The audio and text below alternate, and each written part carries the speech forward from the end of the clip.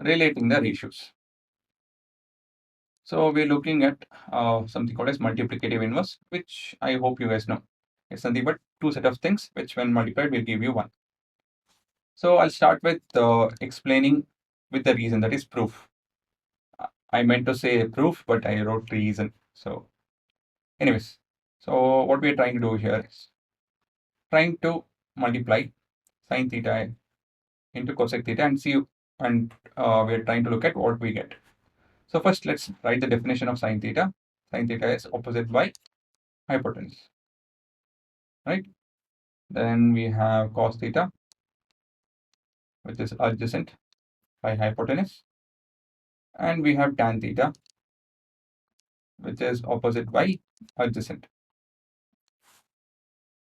So we have cosec theta, which is hypotenuse divided by opposite. Sec theta, which is hypotenuse divided by adjacent. And cot theta, which is adjacent divided by opposite. Right? Now, if I multiply these two, sine theta into cosec theta, what will I get? I'll get opposite by hypotenuse into hypotenuse by opposite. What will happen to this two? All of this will get cancelled and you will get 1. So basically, can I tell that sine theta is equal to 1 by cosec theta, and that cosec theta is equal to 1 by sine theta? It's true, right? They are multiplicative inverse of each other. Okay. Similarly, we can also tell cos theta is equal to 1 by sec theta, and sec theta is 1 by cos of theta.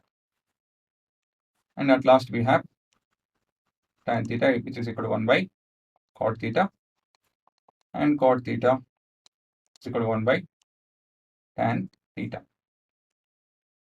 That is, if I multiply sine theta into cosec theta, what will I get? 1. Again, these are multiplicative inverse of each other. Cos theta into sec theta will give me 1, while tan theta into cot theta will also give me 1. Is it not? Now, we will establish a relationship between three trigonometric ratios.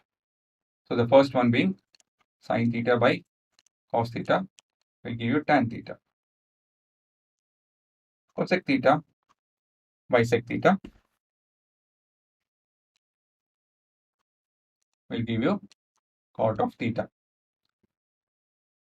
Can we explain the reason? Yes, we can discuss that. Sine theta by cos theta, what will it be equal to? Well, it is opposite by hypotenuse getting divided by adjacent by hypotenuse. So a bit of math. We have opposite by hypotenuse into hypotenuse by adjacent. So clearly hypotenuse get cancelled. We have opposite by adjacent, which is the very definition of tan. So this is equal to tan of theta. That's it. Quite simple, right? Similarly, we have cosec theta by cot theta, sec theta. This is nothing but hypotenuse by opposite getting divided by hypotenuse divided by adjacent.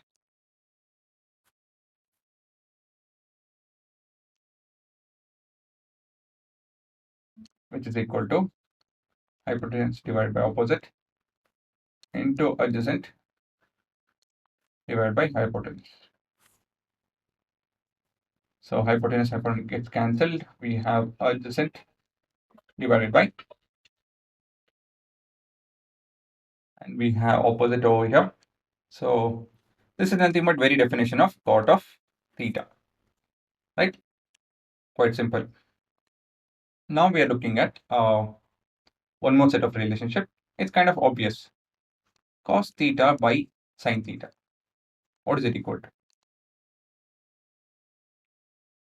Well, one thing is it's equal to 1 by tan theta. But what is 1 by tan theta? Cot of theta, right?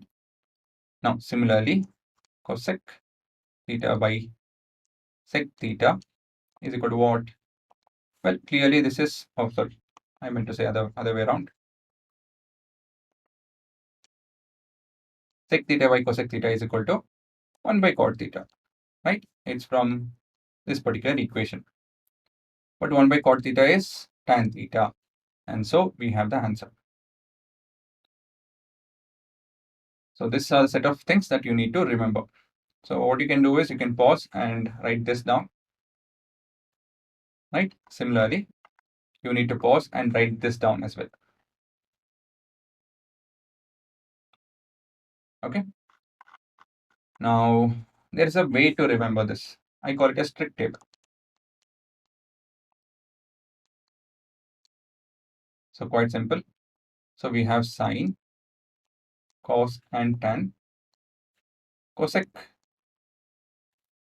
sec, and cot. So if I divide sine and cos, I'll get tan, is it not? If I divide cosec and sec, I'll get cot. If I multiply any one of this pair, sine and cosec, cos theta and sec theta, if not tan theta and cot theta, any one of this pair, I'll get 1 because they are multiplicative inverse of each other. And for the ease of doing things, you can also write the definition of sine, cos, and tan. Right? This thing will help you in your, in doing trigonometry. So such things helps you. Okay, so this also you guys can pause and write it down. Okay, and this as well.